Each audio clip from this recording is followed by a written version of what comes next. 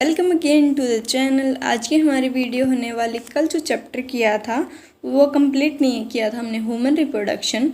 ठीक है, उससे आगे करेंगे आज, पूरा ट्राई करेंगे, इसको कंप्लीट कर देंगे आज। ठीक है, तो कल हमने किया था मेल और फीमेल। ठीक है, उसके बारे में आज गैमेटोजेनेसिस, ठीक है, मेंस्ट्रुअल साइकिल, आगे जो पूरी प्रोसेस है पार्चुरेशन तक सारी प्रोसेस करेंगे, स्टेप बाय स्टेप सब कुछ क्लियर करेंगे। एंड एक जो डाउट था कि क्वेश्चन नंबर जो कल मैंने दिया था, कल जो मैंने क्वेश्चन दिया था उसमें जो मैंने एमसीक्यूज दिए थे उनमें मैंने एक क्वेश्चन दिया था कि गैमेट्स हैं ओवरी से, वो कहाँ रिलीज़ होंगे। Gametes from ovary are release इन।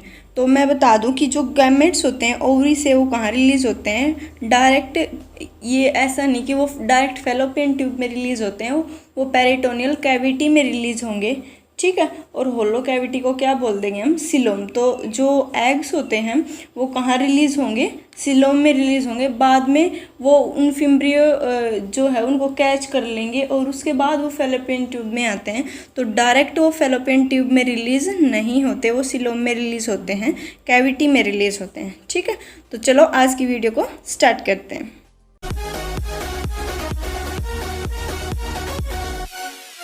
जिसने पार्ट 1 नहीं देखा है वो जाके देख लेना, मैं डिस्क्रिप्शन में लिंक दे दूँगी। ठीक है, और जिसको क्यूज़ करने हैं उसका भी मैं लिंक दे दूँगी। ज़्यादा से ज़्यादा क्यूज़ किया करो, जिससे कंसेप्ट क्लियर होते हैं तुम्हारे। और मैं 1-2 घंटे में इसका लिंक दे दूँगी, और इंस्टाग्राम पे कुछ पूछना है तो उसका भी लिंक दे दूँगी। ठीक है, और एक क्वेश्चन और था एक लड़की का कि जैसे हम एनसीईआरटी पढ़ते हैं तो पढ़ तो लेते हैं एनसीईआरटी, बट एनसीईआरटी पढ़ने के बाद क्वेश्चंस नहीं होते। ठीक है, तो ये एक बहुत बड़ी प्रॉब्लम है कि एनसीईआरटी पढ़ने के बाद क्वेश्चंस क्यों नहीं होते। बिकॉज हम एनसीईआरटी को ऐसे पढ़ते हैं लाइक हम इंग्लिश की बुक पढ़ रहे हो, या फिर जैसे हम हिंदी की लेसन टाइप में पढ़ते हैं। हमें ऐसे नहीं पढ़ना है एनसीईआरटी को। हम एनसीईआरटी को कैसे पढ़ेंगे, जैसे हम ऐसे एक पैराग्राफ ले लिया हमने, उसमें से लाइक हमने यूट्रस वाला ही ले लिया, uterus is a single and it's also called womb.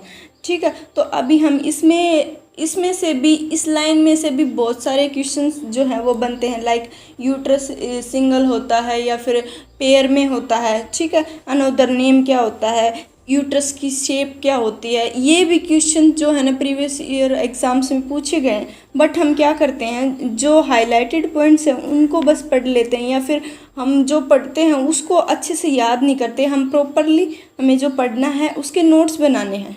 ठीक है, हमें एनसीईआरटी की लाइन को समझना है, उसकी डीपनेस में जाना है। हमें जस्ट ऐसे रीड नहीं करना जैसे कि हम रेगुलर रीड नहीं करना, जैसे हम बोल बोल के जल्दी एज ए रिवाइज कर रही हूँ, ऐसे रीड नहीं करना। हमें बहुत डीपली स्टडी करना है इसको।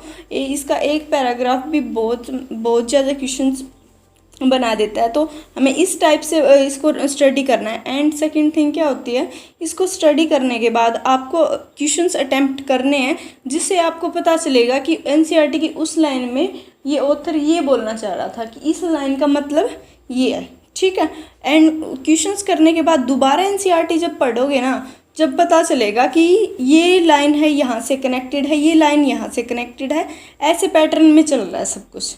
ठीक है, तब जाके इमेज क्लियर होने लग जाती है माइंड में। ठीक है, 1-2 बार और रिवाइज करोगे तो एकदम से दिमाग में आ जाएगा सब कुछ कि कैसे क्या चल रहा है, कि एनसीईआरटी में ये लाइन यहाँ से बिल्कुल क्लियर हो जाएगा। तो ऐसे स्टडी करनी है। एनसीईआरटी में भी ऐसे पढ़ती थी, जैसे हम पहले पढ़ लेते हैं, उसके बाद एमसीक्यूज़ करती थी, एंड देन बाद में फिर से एनसीईआरटी पढ़ती थी। ठीक है, उस दोबारा जब हम पढ़े तो हमें इतना टाइम नहीं लगाना है, बट जब हम दोबारा पढ़ेंगे तो हमें पता चल जाएगा कि हम यहाँ पे मिस्टेक कर रहे थे, तो यहाँ से क्वेश्चन आ रहा था, ये इंपॉर्टेंट है, और ऐसे है। ठीक है, तो आई होप तुम्हें क्लियर हो गया होगा। तो चलो स्टार्ट करेंगे। Gametogenesis means formation. मतलब यहाँ पे क्या हो रही है, फॉर्मेशन हो रही है गैमेट्स की। ठीक है, गैमेट्स की फॉर्मेशन हो रही है, और इसकी 3 स्टेज होती हैं, मल्टीप्लिकेशन, ग्रोथ और मैच्यूरेशन। 3 क्या होंगी इसकी फेज होंगी, multiplication phase, growth phase and maturation phase.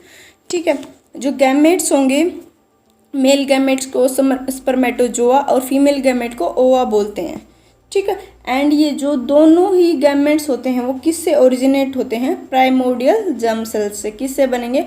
Primordial germ cell से बनेंगे, ठीक है। मतलब ये प्राइमोर्डियल जर्म सेल इनको बनाती है। अभी देखो जो एनसीईआरटी में भी दे रखा है ये मैं तुम्हें थोड़ा सा बता दूं। अभी इसको डीप में भी करके स्टडी करेंगे, बट ब्रीफली तुम्हें एक बार थोड़ा सा बता दूं कि कैसे होता है। जैसे स्पर्मेटोगोनिया है, ठीक है। स्पर्मेटोगोनिया में जब माइटोसिस होगा, ठीक है, तो माइटोसिस के बाद में क्या बनेगा? प्राइमरी स्पर्मेटोसाइट बनेगा। Then again first meiotic division होगा, ठीक है। एक माइटोसिस हो गया, देन क्या हुआ? मियोसिस हुआ।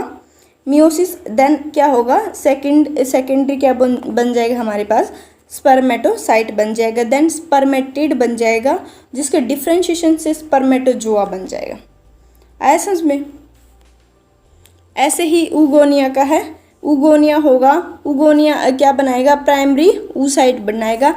उसमें क्या होगा? फर्स्ट मियोसिस होगा, फर्स्ट मियोटिक डिवीजन होगा, जिससे सेकेंडरी ऊसाइट बनेगा, जिससे क्या बन जाएगा?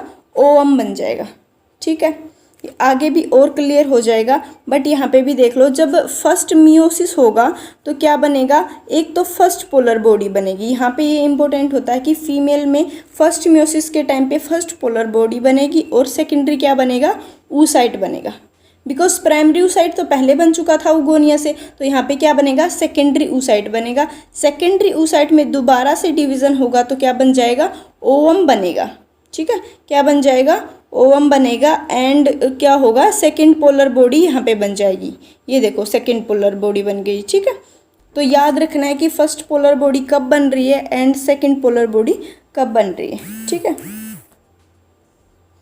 सो स्पर्मेटोजेनेसिस क्या होती है? स्पर्मेटोजेनेसिस क्या होती है? फॉर्मेशन ऑफ स्पर्मेटोजोआ, ठीक है। स्पर्मेटोजोआ की फॉर्मेशन होती है in seminiferous tubule. Seminiferous tubule क्या होती है वो कल वाली वीडियो में बता चुकी हूँ। और स्पर्मेटोजोआ क्या है? जो यहाँ पे देखा था, जो स्पर्म है, ठीक है।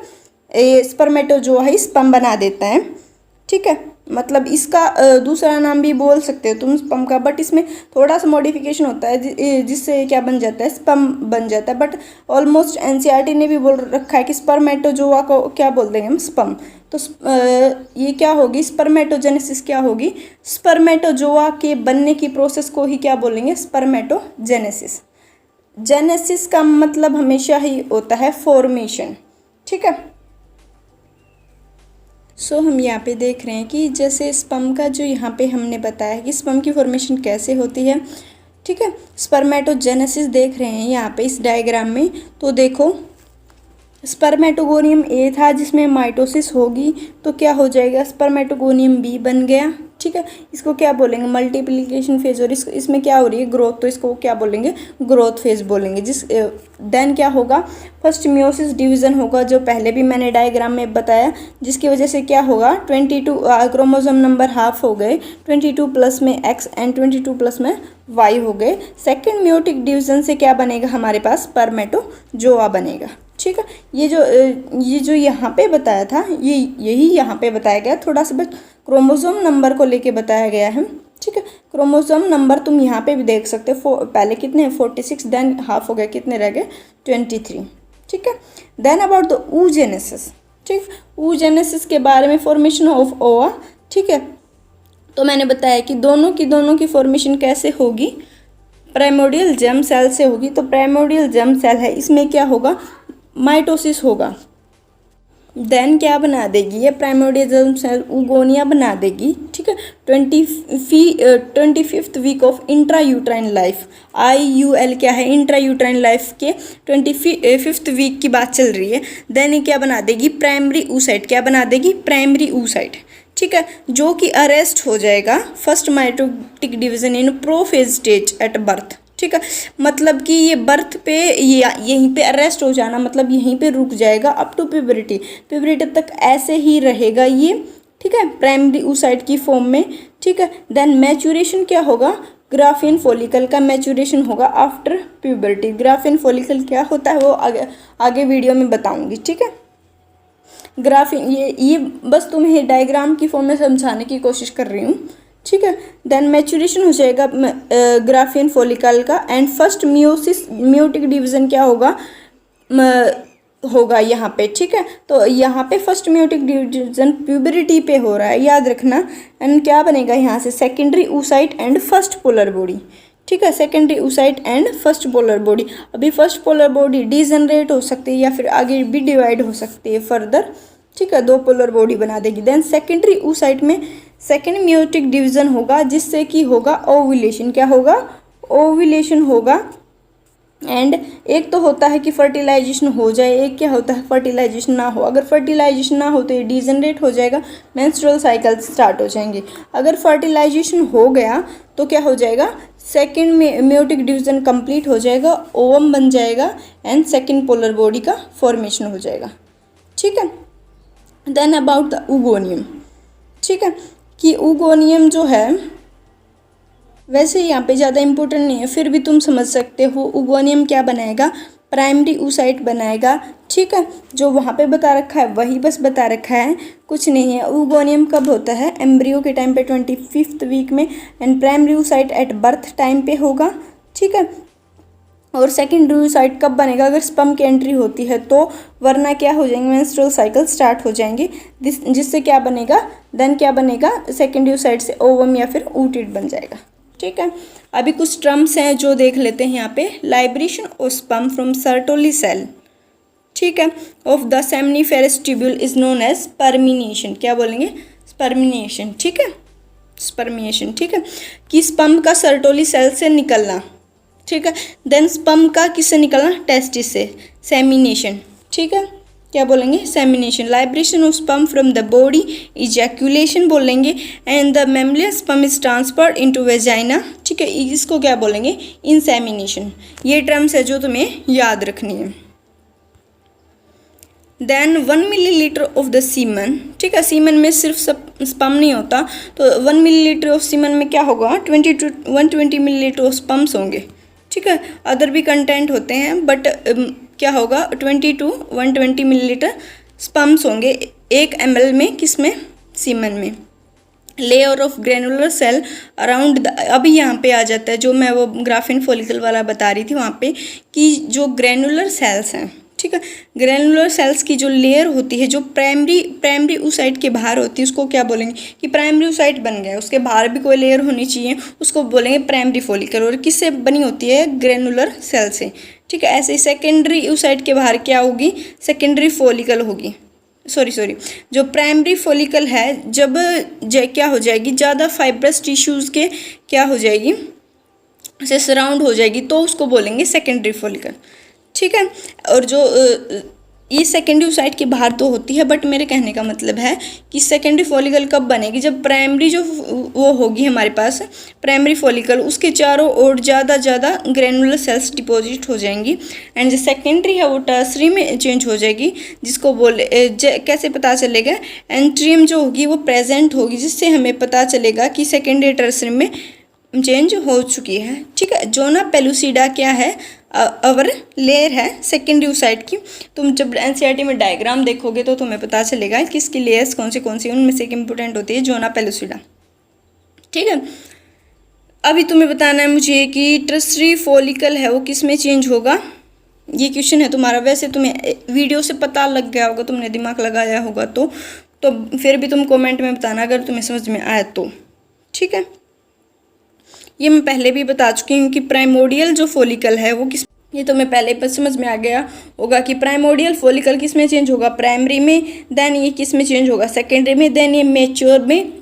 देन ओव्यूलेशन हो जाएगा, फर्टिलाइजेशन होगा या नहीं होगा, डिजनरेट हो जाएगा। बट यहाँ पे एक जो चीज़ तुम्हें क्लियर करनी है वो क्या है कि जो यहाँ पे होते हैं प्राइमोडियल फॉलिकल्स कितने होंगे, 7 मिलियन से कितने रह जाते हैं, 4 लाख तक रह जाते हैं। प्राइमरी फॉलिकल्स कितने होंगे, 1,20,000 to 1,60,000 रह जाते हैं, ठीक है। एंड सेकेंडरी फॉलिकल क्या होंगे, एवरी मेंस्ट्रुअल साइकिल में वो क्या होंगे, डिजनरेट हो जाते हैं।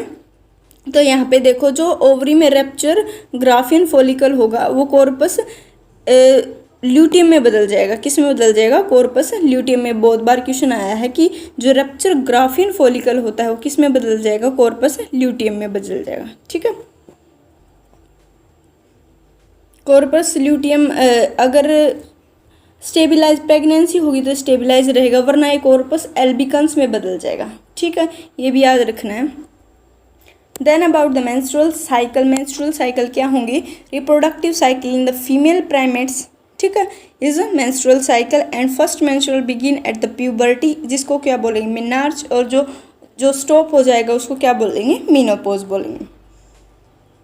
देन अबाउट क्वेश्चन कहाँ से आता है इसमें कि चेंजेस क्या क्या हो रहे हैं उनके बारे में क्वेश्चन आएगा। तो इसमें 4 स्टेज होते हैं, तो मैं सभी को पता होगा। तो फर्स्ट स्टेज क्या होगी? फर्स्ट स्टेज होती है ब्लीडिंग फेज, ठीक है, जो 4 से 5 दिन तक चलती है। कितने दिन तक चलेगी? 4 से 5 दिन तक चलेगी। ठीक है, जिसमें क्या होगा? हार्मोनल और ओवरियन चेंज देख लो। हार्मोन मेन GnRH, FSH, LH, एस्ट्रोजन और प्रोजेस्टेरोन, इन सब का लेवल क्या रहेगा? कम। क्या रहेगा? कम। और ओवरी में क्या चेंज होगा? ये कंप्लीट क्या हो जाएगा? डीजनरेट हो जाएगा। कॉर्पस एल्बिकम, जो अभी समझाया कि अगर प्रेगनेंसी नहीं होगी तो कॉर्पस जो ल्यूटियम होगा वो क्या हो जाएगा? डीजनरेट हो जाएगा और कॉर्पस एल्बिकन्स में बदल जाएगा। ठीक है, देन यूट्राइन चेंज क्या होगा? विड्रॉल हो गया सेक्स हॉर्मोन्स का, मीन्स ये सभी हॉर्मोन्स कम हो गए तो प्रोस्टाग्लैंडिन क्या होगी? फॉर्म्ड होगी। ठीक है, ब्लड सप्लाई क्या होगी? तुम्हें याद क्या रखना है यहाँ पे? ब्लड सप्लाई क्या होगी? डिक्रीज हो जाएगी। ठीक है, ब्लड सप्लाई डिक्रीज हो जाएगी। एंड अबाउट ये इसका टाइमिंग कितना होता है? इन हार्मोन में क्या चेंज होता है? ओवरियन चेंज क्या होता है? ठीक है, यूट्राइन इतना नहीं आता, बट ये याद रखना है 40 to 80 ml of blood loss होता है पर साइकिल। ठीक है, और बाकी ज़्यादा इंपॉर्टेंट नहीं है। वैसे तुम स्क्रीनशॉट ले सकते हो या लिखना हो तो लिख सकते हो। ठीक है, then about the follicular phase. Follicular phase के दूसरे भी नाम हैं, ठीक है, प्रोलिफरेटिव फेज, ये भी तुम लिख सकते हो। इसमें क्या होगा? इन सभी का लेवल क्या होगा? अभी स्टार्टिंग में बहुत कम था, अभी इनका लेवल क्या हो जाएगा? ज़्यादा हो जाएगा। देन क्या होगा? 1 to 2 secondary follicle and 1 tertiary follicle. ठीक है, ये क्या होंगे? इनका ग्राफिन फोलिकल में चेंज हो जाएंगे। ठीक है, टर्शरी फोलिकल ग्राफिन फोलिकल में चेंज हो जाएगा। एंड यहाँ पे यूट्रस में ब्लीडिंग क्या हो जाएगी? स्टॉप हो जाएगी। यहाँ पे ब्लीडिंग क्या हो जाएगी? स्टॉप हो जाएगी। ठीक है, then about the luteal phase. Luteal phase में हार्मोन का याद रखना मेनली कि GnRH, LH, FSH ये क्या होंगे? कंपेरेटिवली लो होंगे, उतने लो नहीं होंगे जितने फर्स्ट स्टेज में थे। ल्यूटियल फेज में कंपेरेटिवली लो होंगे। ठीक है, अभी जो रप्चर्ड ग्राफिन फॉलिकल है वो किस में चेंज हो जाएगा? कॉर्पस किस में चेंज हो जाएगा? कॉर्पस ल्यूटियम में। ठीक है, देन अबाउट ये कुछ इम्पोर्टेंट यहाँ पे टर्म्स दे रखी कि only 450 ova are produced by the human females over the entire span, कि एंटायर लाइफ स्पैन में कितने ओवम प्रोड्यूस होंगे? 450। ठीक है, और in human females ovulation occur in the presence of FSH and LH, ये भी तुम्हें याद रख। Then about fertilisation and implantation. ठीक है, फर्टिलाइजेशन क्या होगी? The process of fusion of the sperms with an ovum is known as fertilisation. And sperm contact किसके कॉन्टैक्ट में आएगा? जोना पेलुसिडा, जैसे मैं पहले बता चुकी हूँ कि इसके लेयर को क्या बोलेंगे? जोना पेलुसिडा बोलते हैं ओवम की लेयर को।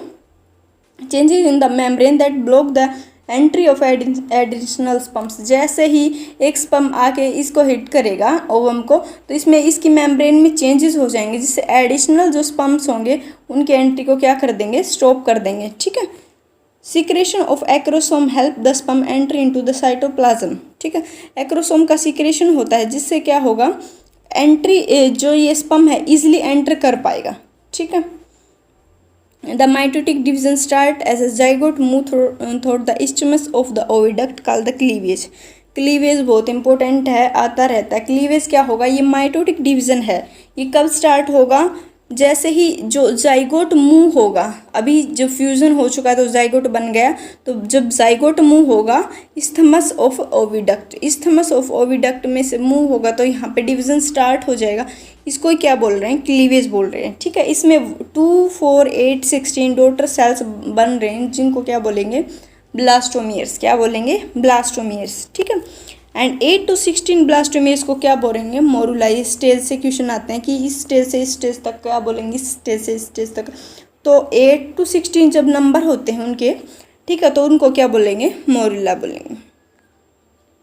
Then blastomere arrange into the outer trophoblast and inner cell mass. ठीक है, जो यहाँ पे बताया है कि जो ब्लास्टोमियर्स बन जाएंगे तो उनकी अरेंजमेंट क्या होगी, आउटर तो ट्रोपोब्लास्ट रहती है और अंदर की साइड सेल मास रहेगा।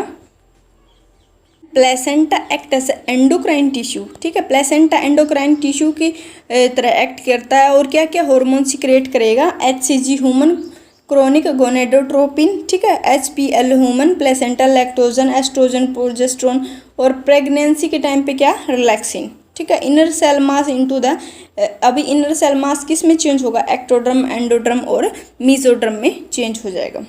देन तुम्हें मुझे कमेंट में बताना है, अगर तुम्हें नहीं पता तो तुम्हें NCERT से पढ़ के बताना है कि जैसे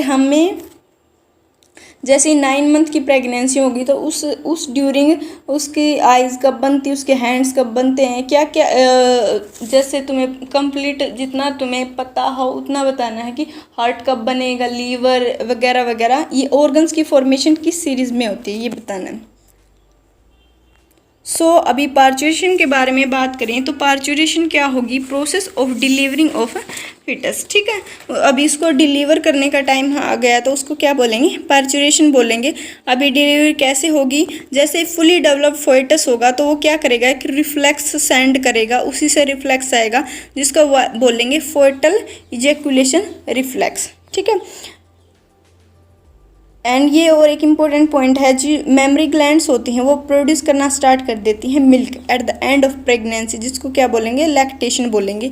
और इनिशियल डेज में जो प्रोड्यूस करते हैं हम उसको क्या बोलेंगे, कोलेस्ट्रॉम बोलेंगे। जो एंटीबॉडीज़ बहुत ज़्यादा होती हैं कोलेस्ट्रॉम में, ठीक है, रिच इन एंटीबॉडीज़ होता है। तो तुम्हें बताना है कमेंट में कि कौन सी एंटीबॉडी होती है कोलेस्ट्रॉम में, ठीक है, जो पाई जाती है, जो IgG होती हैं उनके बारे में बात कर रही हूँ। ठीक है, तो चलो वीडियो अच्छी लगी हो तो वीडियो को लाइक कर दो, ठीक है, चैनल को सब्सक्राइब कर दो and thanks for watching, bye bye.